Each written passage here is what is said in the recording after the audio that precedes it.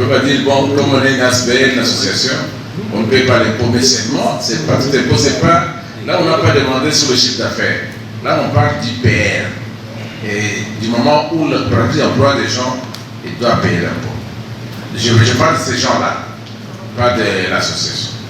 Et même, on peut aller plus loin, la sécurité sociale et autres.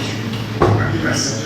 Observatoire Gouvernance et Paix OGP et plusieurs de ses partenaires organisent un forum provincial sur la fiscalité minière à Bukavu avec les acteurs impliqués.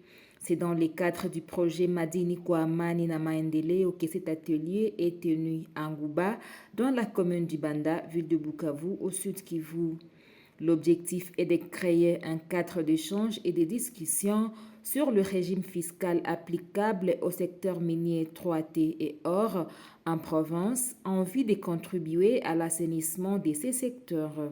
2 jours durant, soit du 28 au 29 juin 2023, les acteurs œuvrant dans les secteurs miniers devront échanger sur la question de fiscalité minière en vue d'atteindre une meilleure harmonisation des taxes.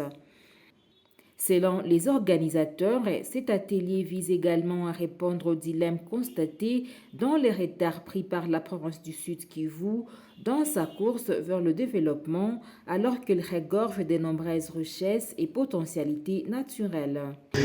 Bon, comme vous le savez, l'objectif c'était de créer cet espace entre tous ces acteurs pour parler de la fiscalité minière, parce qu'on s'est rendu compte qu'il y a une très grande distorsion dans les paiements dans ces secteurs, et ce qui fait que ça favorisait beaucoup la fraude, la contrebande et une incompréhension entre les acteurs.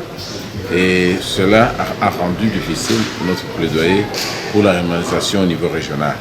Du moment où on n'a pas harmonisé au niveau national, il nous sera très difficile d'aller par exemple vers la CIRGL pour parler de la fiscalité. Alors ce qu'on a essayé de faire aujourd'hui, c'était pratiquement de faire une checklist sur tous les paiements qui sont faits, légaux, illégaux, parallèles et autres. Et de là, on va faire un travail de toilettage pour voir maintenant qu'est-ce qui est légal, qu'est-ce qui n'est pas. Et les débats très enrichissants nous démontrent justement qu'il y a beaucoup de taxes qui soit ils ont été doublés, soit ils changent de nom, etc. Et comme tous les acteurs sont là, on est très éclairés.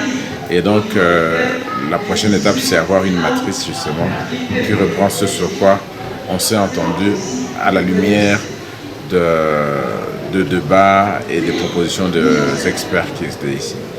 Après cet atelier, des stratégies de lutte contre le paiement illicite seront définies, un plan d'action sera élaboré, mais aussi un état de lieu des contributions du secteur minier au budget de la province sera dressé.